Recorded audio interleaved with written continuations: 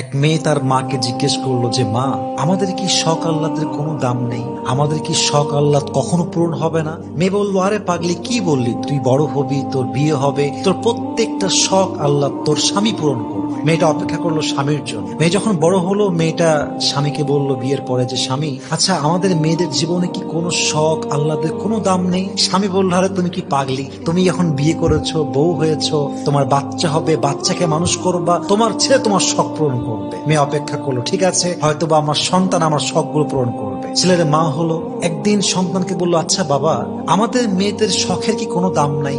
আমাদের আল্লাদের কোনো দাম কি পৃথিবীতে নেই?